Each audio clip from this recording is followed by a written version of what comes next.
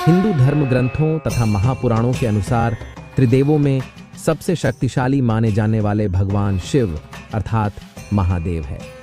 ब्रह्मा विष्णु महेश त्रिमूर्ति इस सृष्टि की सबसे बड़ी महाशक्तियां हैं।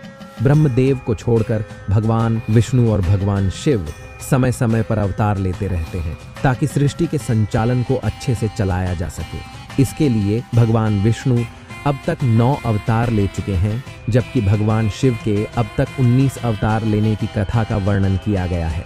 ऐसे ही भगवान शिव के 19 अवतारों में से 3 सबसे महाशक्तिशाली अवतारों के बारे में आज हम चर्चा करेंगे। देवों के देव महादेव सृष्टि के विनाशक हैं, जो कि इस सृष्टि से जीवन तथा अहंकार बुराइयों आदि का अंत करते हैं। जब जब इस सृष्टि में अहंकार अपने चरम पर पहुंचा है, तब महादेव ने विनाशकारी अवतार के रूप में आकर अहंकार का नाश किया है। इसलिए आज हम महादेव के 3 सबसे अधिक शक्तिशाली अवतारों के बारे में बात करेंगे, जो कि निम्न है। काल भैरव अवतार। महापुराणों के अनुसार माना जाता है कि भगवान शिव के काल भैरव अवतार को सृष्टि के निर्माण के समय जन्म दिया था।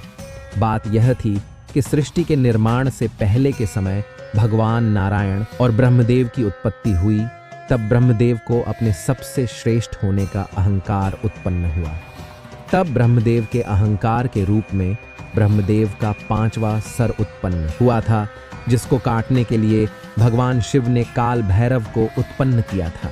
काल भैरव ने ब्रह्मदेव का अहंकार रूपी पैदा हुआ 5वां सर काट दिया, लेकिन उस वजह से काल भैरव पर ब्रह्म हत्या का पाप लग गया। काल भैरव ब्रह्मदेव के उस कटे हुए शीश को लेकर बहुत से तीर्थ स्थानों पर घूमते रहे, लेकिन उन्हें ब्रह्म हत्या के पाप से मुक्ति नहीं मिली। लेकिन अंत में जब काल भैरव काशी पहुंचे, तो तब वहां पर उन्हें ब्रह्म हत्या के पाप से मुक्ति मिल गई और हमेशा के लिए काल भैरव काशी में ही स्थित हो गए।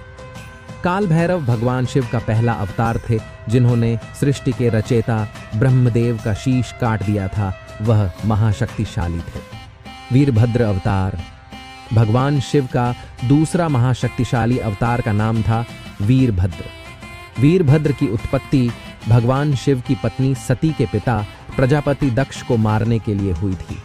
प्रजापति दक्ष का अहंकार इतना अधिक बढ़ गया था कि वह भगवान शिव की पत्नी माता सती के मृत्यु का कारण बन गया था।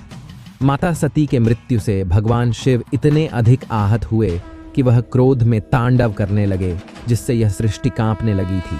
तब तांडव करते हुए महादेव ने अपनी जटा का एक हिस्सा उखाड़कर जमीन पर फेंका, जिससे वीरभद्र की उत्पत्ति हुई। महादेव ने वीरभद्र को यह स्पष्ट आदेश दिया कि तुम इसी समय प्रजापति दक्ष के राज्य में जाकर उसका अंत कर दो, और जो भी तुम्हारे रास्ते में आए, चाहे वह देवता, दानव या मनुष्य कोई भी हो, उसे भी भस्म कर दो। वीरभद्र, जो कि महादेव की कुंडलिनी शक्ति का प्रतीक था, उसी क्षण प्रस्थान करता है और प्रजापति दक्ष के महल में आकर उनका यज्ञ विध्वंस कर देता है।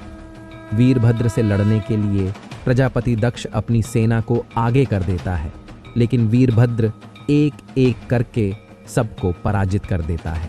उसके पश्चात प्रजापति दक्ष भगवान नारायण से सहायता मांगते हैं और वीरभद्र से लड़ने के लिए विनती करते हैं। तब वह नारायण वीरभद्र से लड़ने जाते हैं, लेकिन एक ऋषि के दिए गए श्राप के कारण वह उनसे हार जाते हैं।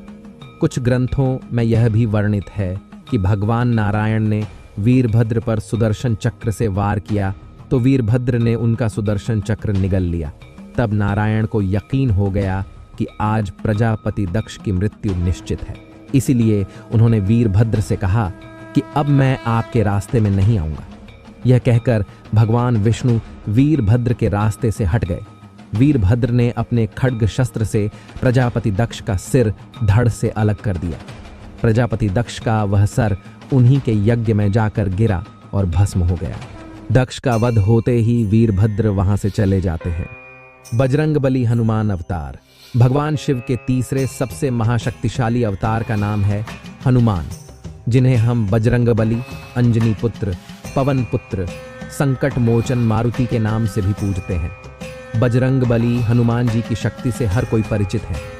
भगवान शिव ने वानर राज केसरी की पत्नी अंजनी को यह वरदान दिया था कि उनके गर्भ से उनका अंश अवतार लेगा।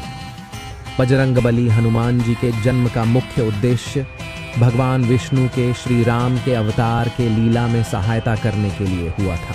भगवान विष्णु श्री राम का अवतार लेकर धरती पर से राक्षसों के बढ़े हुए अत्याचारों का अंत करने के लिए मानव रूप में आए थे।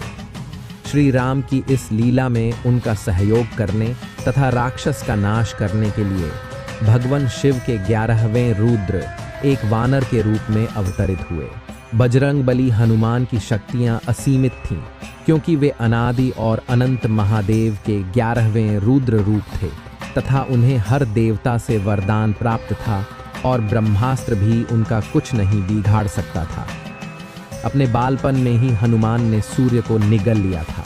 जिस रावण को वानर राज बाली अपनी कांख में दबाकर 6 महीने तक घूमता रहा था, लेकिन वह बाली भी हनुमान जी की शक्ति का 10वां हिस्सा भी संभाल नहीं पाया था।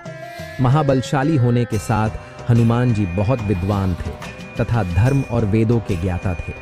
वह अपने शरीर को किसी भी आकार में ढाल सकते थे। माता सीता ने उन्हें 8 सिद्धियां और 9 निधियों के दाता होने का वरदान दिया था। तो ये थे महादेव के 3 ऐसे अवतार जिसके बारे में आज हमने जाना है। आपको ये वीडियो कैसा लगा हमें कमेंट करके ज़रूर लिखना। ऐसे और वीडियो देखने के लिए चैनल सब्सक्राइब ज़रूर करें। तब तक के लिए हर हर महादेव।